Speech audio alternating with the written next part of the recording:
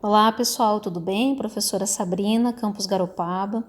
Hoje nós vamos estudar um pouquinho a respeito da movimentação de elétrons que ocorrem nas reações químicas. Nós vamos abordar um pouquinho sobre as reações de óxido-redução, ok? Então, o que a gente pode perceber? Você já se deparou com algum desses fenômenos abaixo? Então aqui nós temos algumas demonstrações, né? Aqui eu tenho uma roupa manchada com ferrugem, né, que é ferrugem do metal do botão. Aqui eu tenho uma camiseta manchada com alvejante à base de hipoclorito. E aqui eu tenho uma maçã. Essa maçã ela está cortada.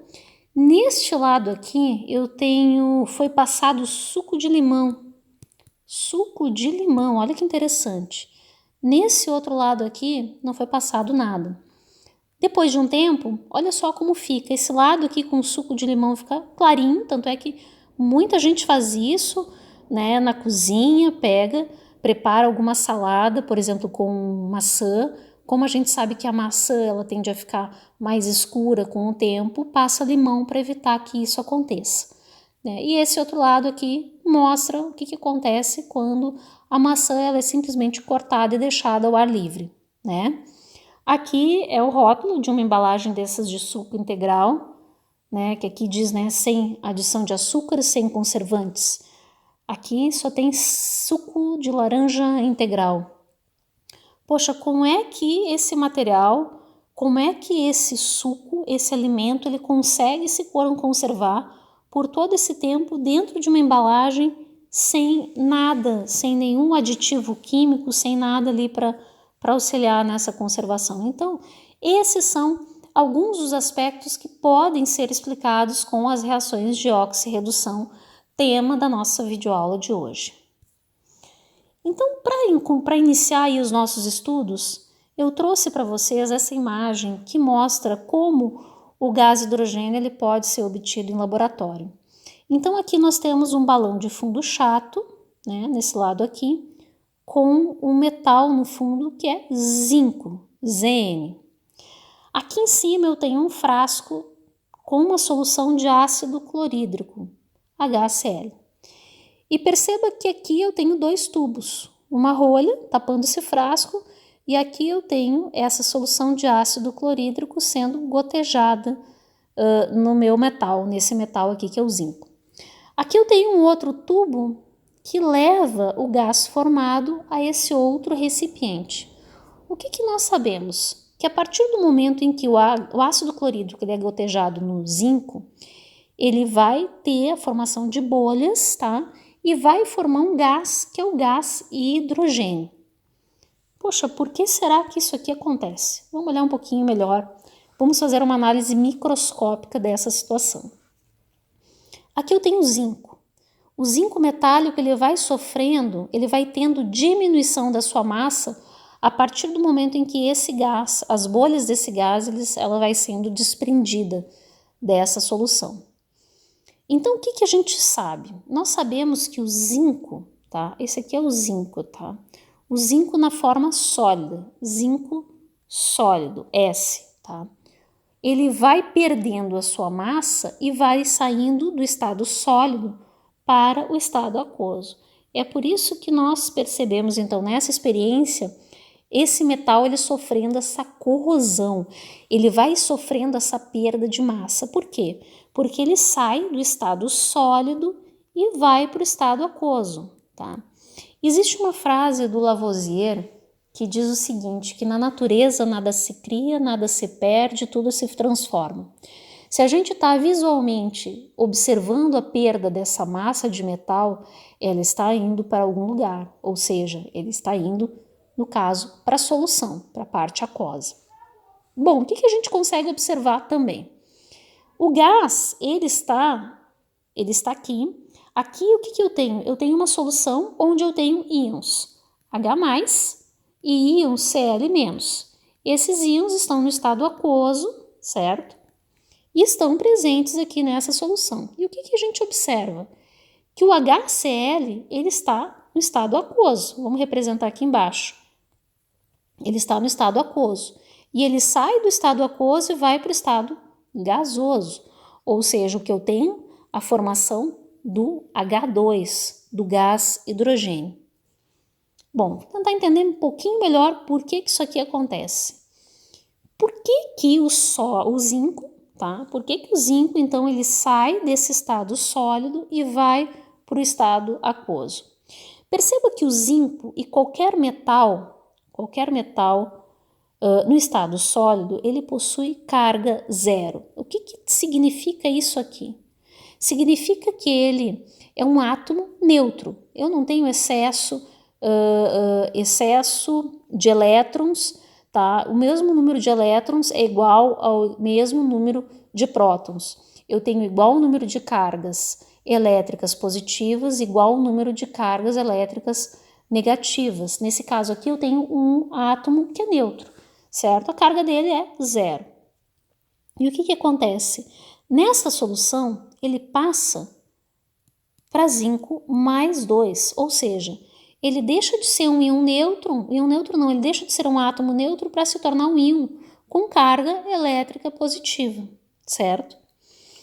Então, por outro lado, o que eu tenho aqui é o hidrogênio. O hidrogênio ele está com carga positiva no estado aquoso. Ele recebe esses elétrons aqui que o zinco perdeu e vai virar hidrogênio com carga zero no estado gasoso. Então, está havendo uma mudança aqui, está havendo uma movimentação de elétrons. Movimentação de elétrons do zinco para o hidrogênio, tá? Então, o que eu tenho? Eu tenho íons do metal que migram para a solução, os íons do zinco, como está mostrando aqui na imagem, certo?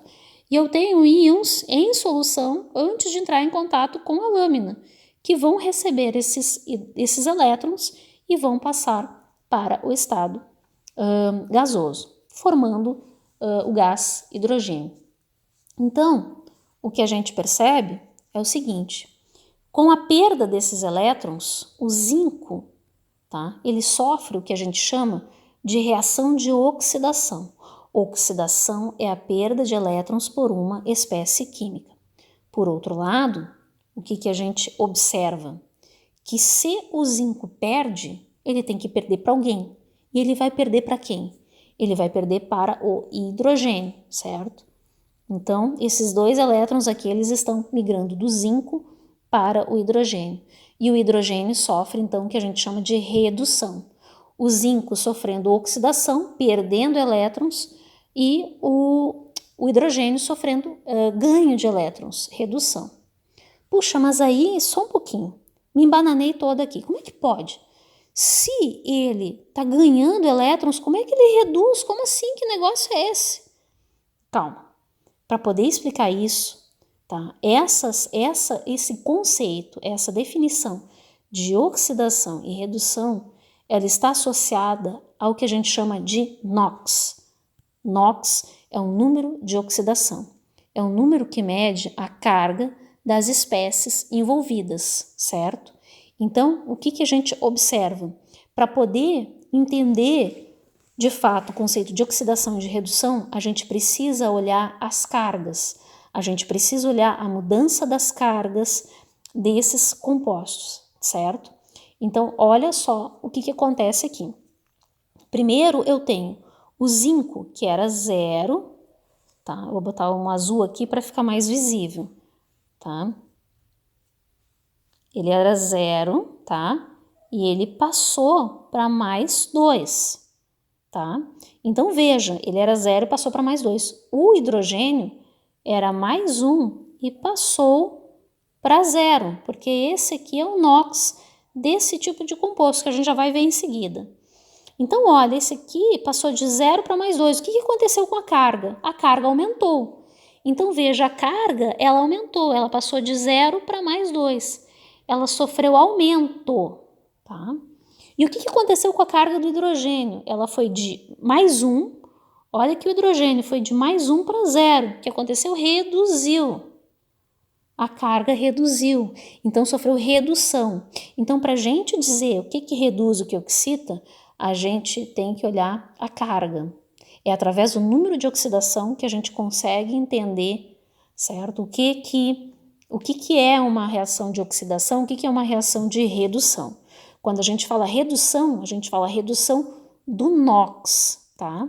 Que significa o quê? Ganho de elétrons, ok? Aqui é a mesma coisa nesse outro quadro para mostrar para vocês, então, mais uma vez, só lembrando, eu tenho zinco, tá? Zinco 0, certo? Passou a ser zinco mais 2 elétrons. Tá vendo que esses 2 elétrons, eles estão deste lado aqui da equação. Essa daqui é uma equação química que representa uma reação. Então, o que eu tenho aqui? Eu tenho os reagentes e eu tenho meus produtos. Tá? Então, o zinco ele está perdendo. Tá vendo que sempre quando esses elétrons eles aparecem deste lado aqui, do lado direito da equação, que é o lado dos produtos, tá? Eu tenho a perda desses elétrons. Tá? Por outro lado aqui, eu tenho essa outra reação, que é do hidrogênio mais 1, mais 2 elétrons, dando hidrogênio, tá? Então, veja aqui, o hidrogênio está do lado dos reagentes, ou seja, ele está sendo incorporado, tá? Ele está sendo incorporado o hidrogênio para virar hidrogênio, gás hidrogênio, certo?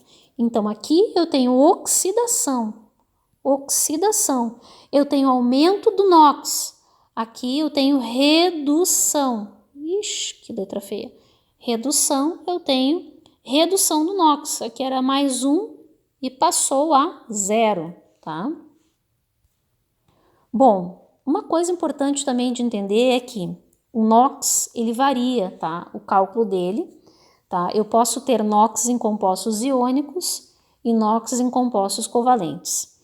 O que são os compostos iônicos? Lembra que os compostos iônicos são aqueles que são formados pelas extremidades, pelas substâncias químicas que estão, pelos elementos químicos que estão localizados nas extremidades da tabela periódica. Então, eu tenho lá a minha tabela periódica, lembra? Minha tabela periódica, tá? Aqui eu tenho família 1A, família 2A.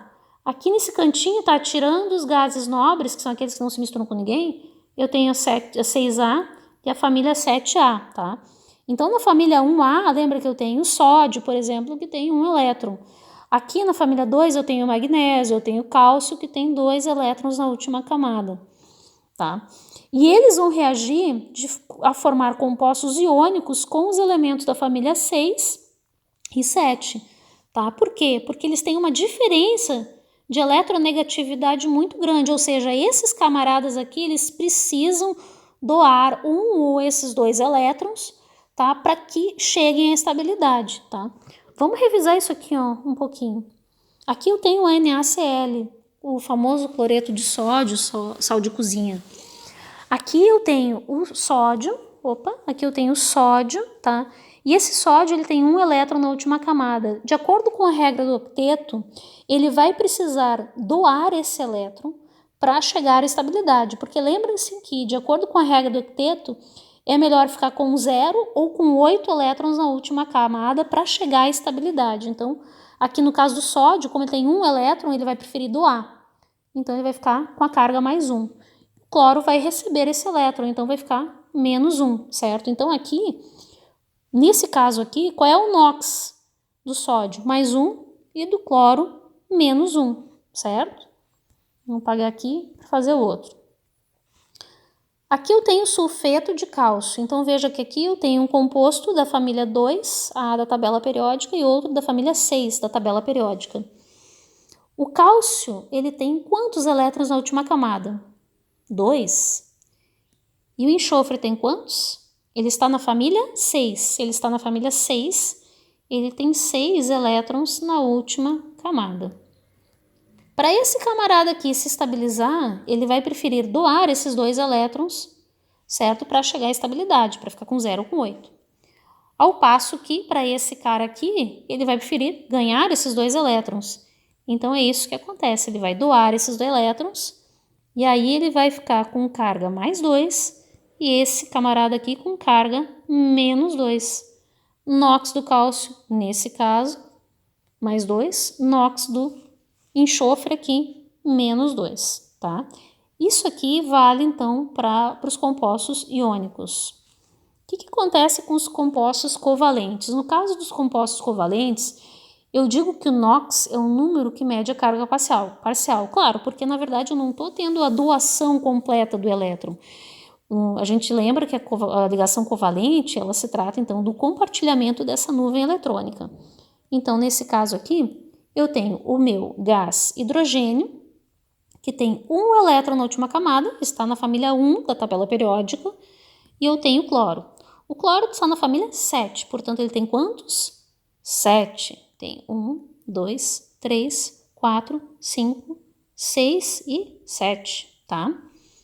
Bom, para que ele chegue na estabilidade, ele precisa de 8 elétrons, o cloro. E o hidrogênio precisa então, nesse caso, equitar. Como o hidrogênio, ele, apesar de ele estar na família 1 da tabela periódica, ele nunca faz ligações iônicas, ele nunca doa esse elétron. Ele vai chegar à estabilidade sempre com 2 elétrons, querendo imitar o hélio, que é lá da família 8 dos gases nobres. Então, o hidrogênio ele sempre vai fazer ligação covalente. Então, o que eles fazem? Eles compartilham um par de elétrons, tá? Eles compartilham esse um par de elétrons para poder fazer essa estabilização aí da ligação. Ok, mas aí o que acontece? Como o cloro ele é mais eletronegativo que o hidrogênio, a gente faz essa representação assim, ó, né? Representa então o compartilhamento de elétrons, só que essa nuvem eletrônica ela fica mais deslocada para o lado do cloro, tá? Então, por isso que a gente diz o seguinte, que o NOx é um número que mede a carga parcial, certo? Então, neste caso, tá, a gente pode dizer o seguinte, que a carga parcial do cloro aqui é -1 e a carga parcial do hidrogênio é +1, tá? Devido a essa diferença de eletronegatividade, tá? Observando aqui esse caso da água, vamos olhar aqui a água. O oxigênio tem quantos elétrons na última camada? Se ele está na família 6, ele tem 6 elétrons. Então, vamos lá. 1, 2, 3, 4, 5, 6. Aí eu vou distribuir os hidrogênios ao redor. Distribuir um, distribuir outro, tá? O que a gente observa aqui? Cada átomo de hidrogênio tem um elétron na última camada e nós sabemos, então, que eles vão compartilhar esses elétrons para chegar à estabilidade. Dessa forma, esse camarada aqui fica com 8 e cada hidrogênio com 2 elétrons. Só que o que acontece? Como esse oxigênio, a gente sabe que ele é mais eletronegativo, ele vai puxar esses elétrons para ele, vai ficar mais juntinho dele, tá? E a carga, dessa forma que ele vai adquirir, é uma carga parcial. Ou seja, o oxigênio fica com uma carga parcial de -2 e cada átomo de hidrogênio fica com uma carga parcial +1, ok? Vamos ver mais um? Mais algum aí? Aqui eu tenho o ácido nítrico, tá? Ácido nítrico. Bom, o ácido nítrico, a gente pode representar ele dessa forma. Nesse caso aqui, então, eu vou pegar o meu átomo de nitrogênio, posicionar ele no meio, tá? E colocar ao redor, então, os átomos de oxigênio, tá? E aqui o átomo de hidrogênio. Eu sei que o meu átomo de hidrogênio ele tem um elétron, tá? E o meu nitrogênio, como ele está localizado na família 5 da tabela periódica, ele tem 2, 3, 4, 5 elétrons, tá? Ok, cada um desses átomos de oxigênio tem 6. Então, vou tentar representar por um xizinho. 2, 3, 4, 5, 6. 2, 3, 4, 5, 6. 1, 2, 3, 4, 5, 6, tá? Fazendo a representação aqui de novo, eu coloquei então os oxigênios ao redor do nitrogênio mais o hidrogênio, tá? O nitrogênio com 5 elétrons, tá? Aqui, primeiramente, ele faz o compartilhamento com o hidrogênio, tá? Então, necessariamente a gente sabe que como o nitrogênio em relação ao hidrogênio ele é mais eletronegativo, certo? a carga aqui do hidrogênio vai ser mais 1. Normalmente isso vai acontecer, é muito difícil do hidrogênio ficar com uma carga diferente, então geralmente a carga que ele vai adquirir é essa, mais 1, tá? Nesse caso aqui, ele compartilha esses 2 pares de elétrons aqui com esse oxigênio, estabilizando esse camarada aqui, que fica agora com 8 elétrons na última camada, e, consequentemente, a carga que ele adquire é menos 2. E aqui, como eu não tenho pares de elétrons suficiente para fazer esse compartilhamento, o que acontece é aquela ligação covalente dativa, que é uma espécie de ressonância, né? Então, a gente representa com essa setinha para cá. De qualquer forma, a carga que o oxigênio adquire, de maneira geral, é menos 2, e a carga que esse cara adquire é menos 2. Então, para mim saber qual vai ser a carga do nitrogênio, tá? O que eu faço aqui? Eu faço um somatório. Eu sei que o total dessa encrenca toda aí tem que ser igual a 0. Então, o hidrogênio eu sei que é mais 1, tá? Menos 2, menos 2, menos 2, tá? Aqui eu tenho, esse total aqui vai me dar 6, então eu tenho mais 1, menos 6, tá? Aqui eu vou ter igual a menos 5. Então, o que eu preciso, que número eu preciso ter para que somado com 5 me dê 0? Então, o número que eu preciso ter para que somado com 5 me dê 0 é justamente o mais 5. Então, a carga desse hidrogênio aqui vai ser mais 5, tá? Ok. Bom, a gente também tem essa outra situação, tá? Aqui embaixo. Deixa eu só apagar isso aqui, tá?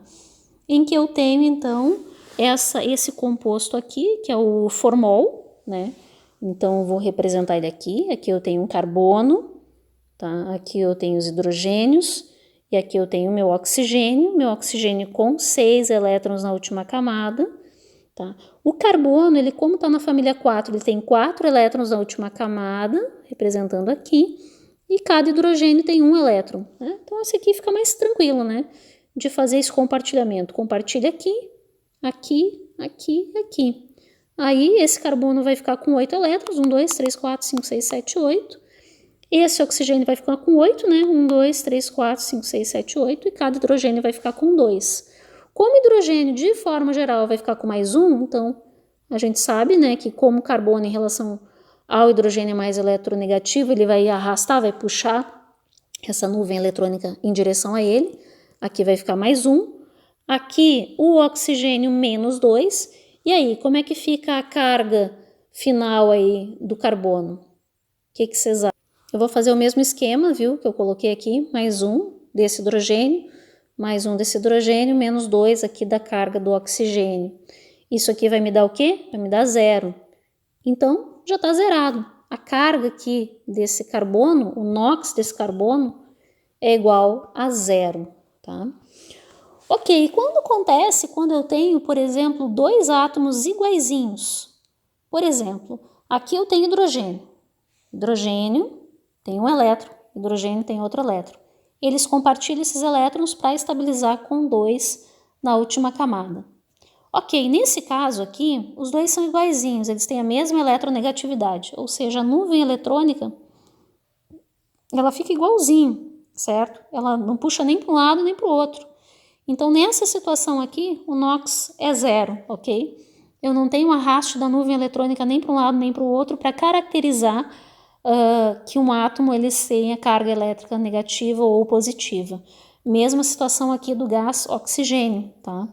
Aqui ele também está compartilhando os pares de elétrons, claro, cada um deles com 6.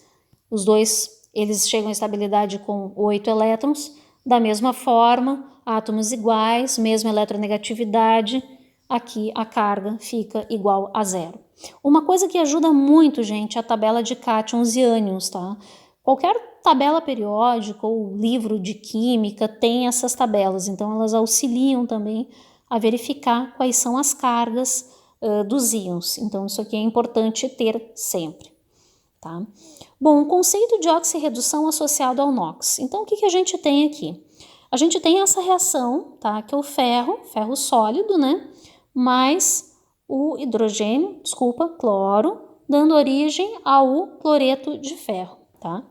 Então, aqui, o que a gente percebe? Aqui a carga do ferro é 0, tá? Deixa eu só corrigir uma coisinha aqui, tá? A carga do cloro aqui, ó, é 0.